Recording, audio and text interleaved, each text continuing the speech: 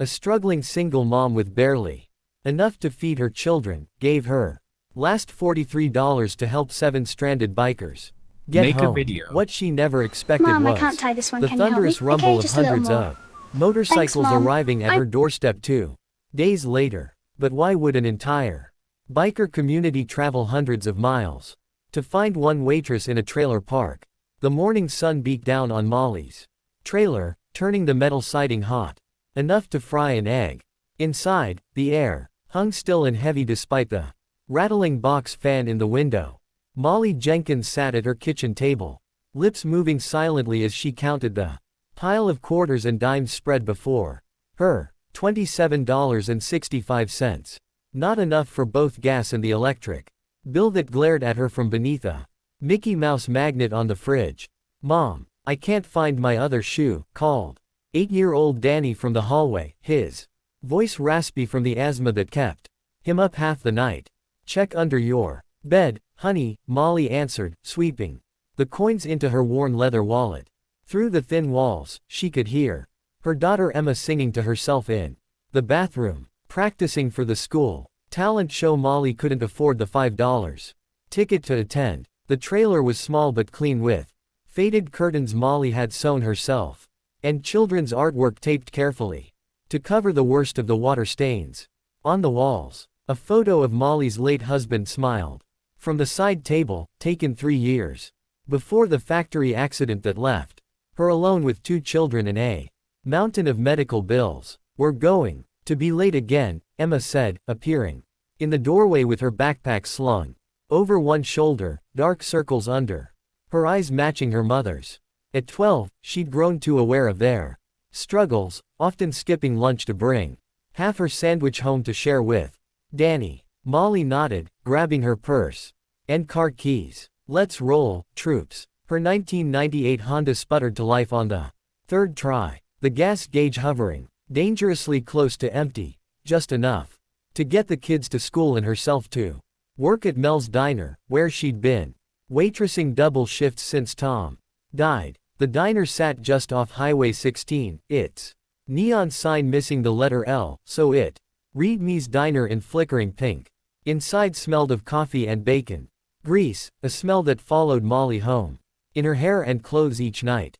Mel, a gruff man with a soft spot for Molly and her kids, nodded as she hurried in to tie her apron. "Busy morning," he warned, gesturing to the counter where truckers sat, hunched over plates of eggs and hash browns. Molly worked through lunch, her feet already aching in the cheap sneakers she'd bought at the dollar store. Tips were thin. $1 here, 50 cents there. Barely enough to put gas in the car. Her mind wandered to the pile of bills waiting at home, to Danny's inhaler that needed refilling, to the hole in Emma's school shoes patched with duct tape. By mid-afternoon, the diner had emptied out to just a few regulars nursing coffee at the counter. The bell over the door jingled, and Molly looked up to see leather-clad figures filling the entrance. 7 bikers, their faces weathered by sun and wind, their boots heavy on the linoleum floor. The other waitress, Darlene, rolled her eyes. "Your section, honey," she whispered to Molly. Molly grabbed her notepad and approached their table, her heart beating a little faster. Bikers could be good tippers or trouble, and she couldn't afford trouble today. "What can I get for you, gentlemen?" she asked, forcing a smile despite the fatigue pulling at her muscles. The largest of the men, with a silver beard and hands like baseball mitts, looked up at her with surprisingly kind eyes. "Coffee all around, darling, and whatever's hot from the kitchen."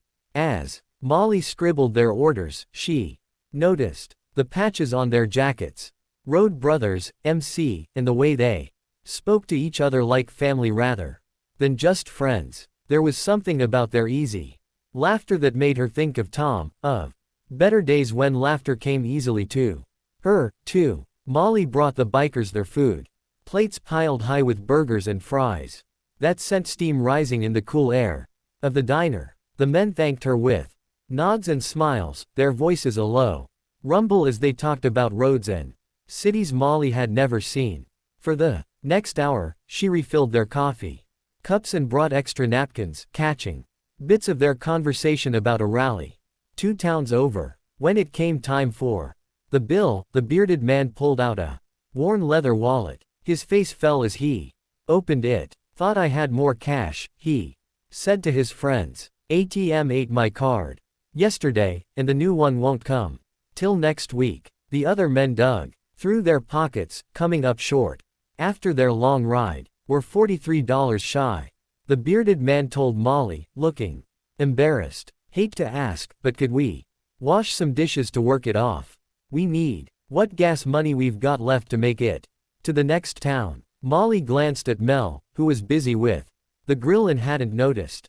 She thought of her own empty gas tank, of the coins counted carefully on her kitchen table that morning. Then she thought of all the times she'd been stuck short, of the kindness of strangers that had sometimes made all the difference. Don't worry about it, she said quietly. Reaching into her apron pocket where she kept her tips, she pulled out 2 20s and 3 1s, everything she'd made that day. Take this for your gas. Been there myself. The bearded man stared at her, his eyes taking in her tired face, the small stain on her uniform, the worn wedding ring still on her finger. You sure looks like you work hard for your money. Molly nodded. My husband used to say, what goes around comes around. She smiled sadly. I'm still waiting for that to be true, but meantime, pay it forward when you can. The bikers thanked her, seeming truly touched. As they filed out, the bearded man stopped. I'm Griff, he said, extending a hand. Road Brothers MC out of Millfield. Molly, she replied, shaking his rough hand. Good people are hard to find. Molly, Griff said. You take care now. When her shift ended, Molly's car refused to start. The battery was dead again, and she'd given away the money that might have bought a jump. It took an hour of waiting for Darlene to finish her shift for a ride home. By then it was nearly dark and Molly was an hour late picking up the kids from the neighbor who watched them after school. Sorry, Mrs. Gaines, she said, finding Danny asleep on the woman's couch and Emma doing homework at the kitchen table. Car trouble again. Mrs. Gaines waved away her apology. Children or no trouble, but you look tired, Molly.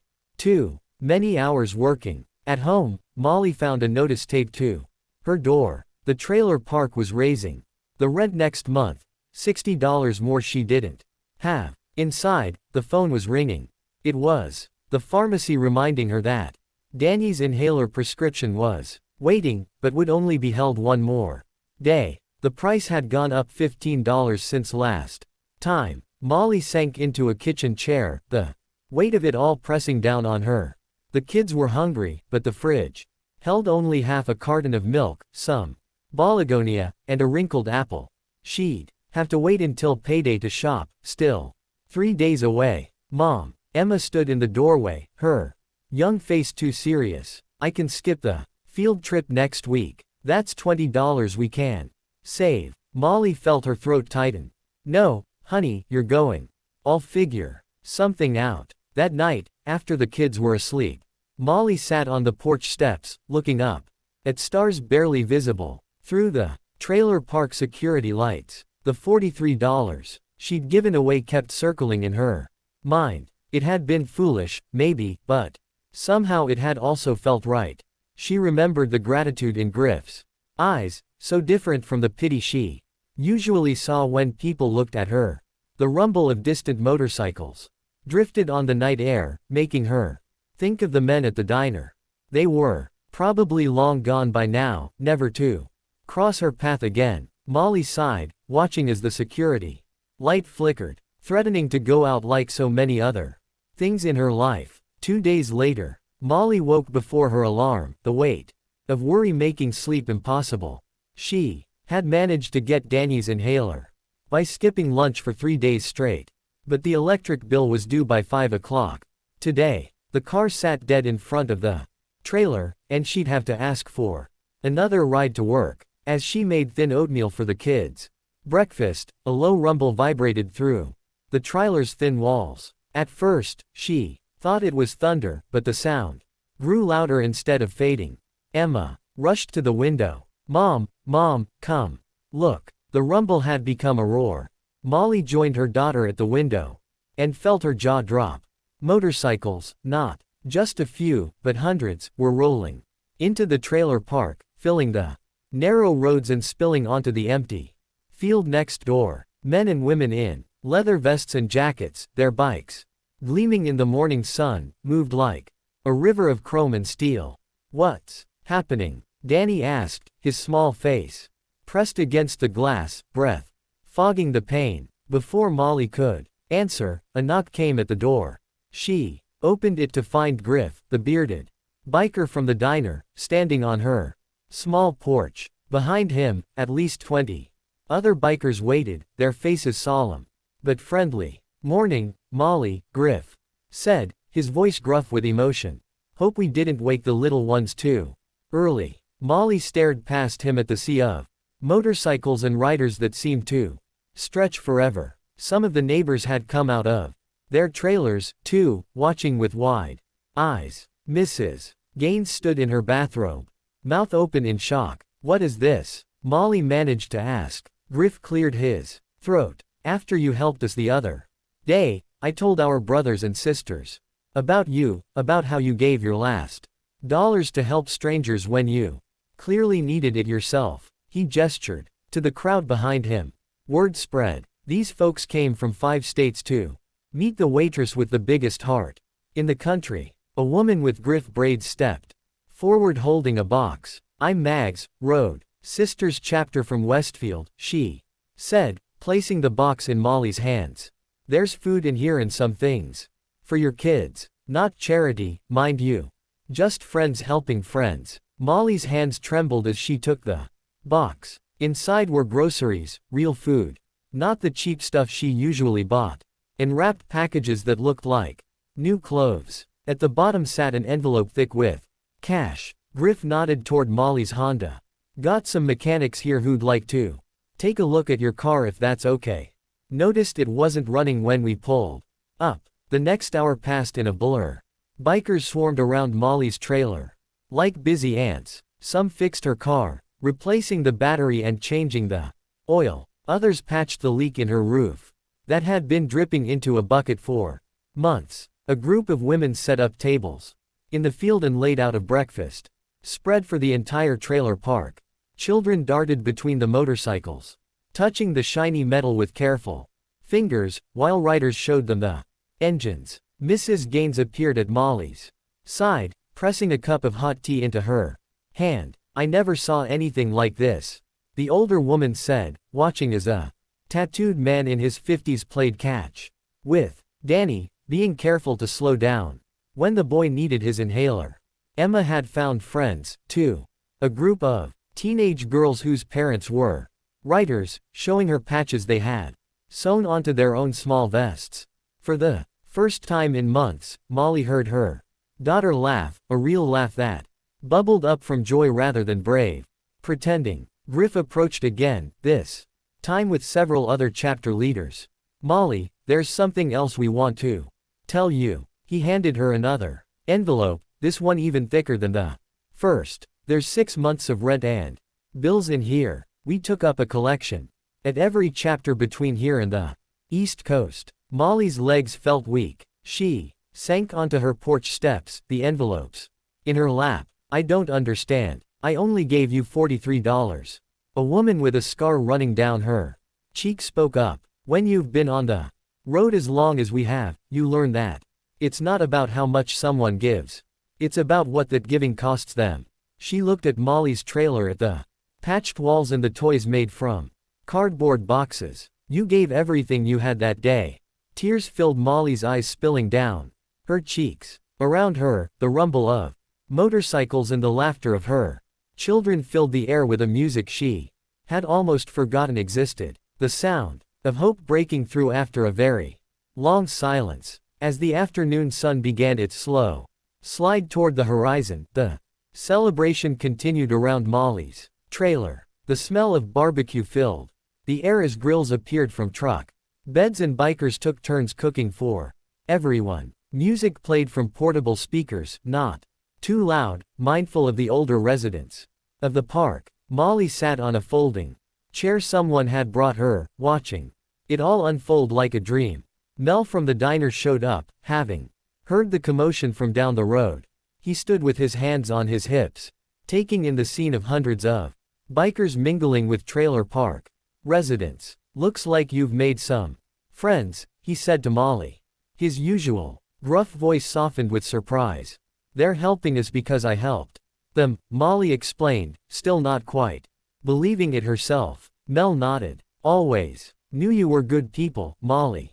Never knew how good." He pressed a folded paper into her hand before walking away to get a plate of food. Molly unfolded it to find a job offer. Assistant manager at the diner with better pay and regular hours that would let her be home when the kids got out of school. Another gift in a day, overflowing with them. As evening approached, Griff gathered everyone for an announcement. The bikers formed a circle around Molly and her children, their leather vests catching the golden light of sunset. "Before we head out, we want to make sure Molly knows this isn't just a one-time thing," Griff said, his deep voice carrying across the now quiet crowd. "You're part of our family now. We take care of our own." A young woman with bright blue hair stepped forward, handing Emma and Danny small leather vests with Rodkid's honorary member patches sewn on the back.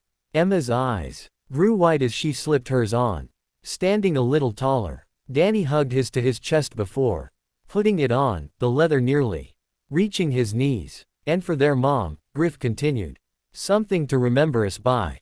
He presented Molly with a small metal pin, a wheel with wings. "This means you always have a friend on the road. Anywhere in the country. Any of our chapters will know what it means." The crowd cheered as Molly pinned it to her shirt with shaking fingers. Mrs. Gaines appeared with a cake where she had found time to bake it. Molly couldn't imagine, and soon paper plates were being passed around, sticky sweetness marking the end of the most unexpected day of Molly's life. As the first stars appeared, the bikers began preparing to leave. Hugs were exchanged, phone numbers written down, promises made to return. The mechanics gave Molly a final rundown of the work they'd done on her car, showing Danny how to check the oil like a real mechanic. Emma collected signatures on her vest, each name a new friend she swore she would never forget. The thunder of engines filled the air once more as the motorcycles roared to life. Griff was the last to leave, stopping his big bike beside Molly's porch. "Thank you," Molly said, the words feeling too small for the enormity of what had happened. Griff shook his head. "No, Molly. Thank you for reminding us what matters." As the procession of bikes rolled away, their tail lights like red fireflies in the growing darkness, the residents of the trailer park gathered around Molly. People who had barely spoken to her before now shared leftover food and stories of the day. Community blooming where isolation had ruled before. That night, after tucking her children into beds with full bellies and new dreams, Molly sat on her porch steps just as she had 2 nights before. The stars looked the same, but everything else had changed. The weight that had pressed on her shoulders for so long felt lighter, not just because of the money and food and fixed car, but because of something harder to name. She touched the small winged wheel pinned to her shirt. The kindness she had offered, a small thing given without expectation of return, had somehow multiplied beyond imagination, like a tiny seed growing into a forest. Maybe Tom had been right after all. What goes around really does come around.